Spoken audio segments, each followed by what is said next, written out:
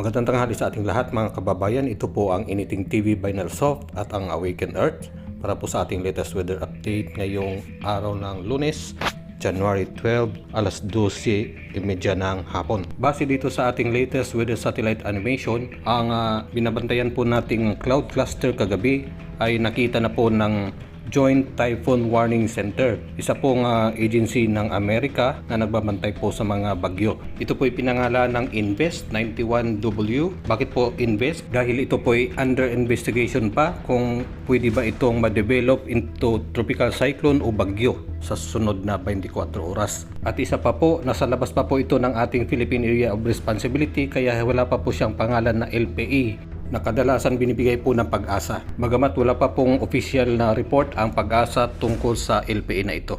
Para sa mga latest updates, mag-follow or mag-subscribe, like and share dahil ipapalo po kita.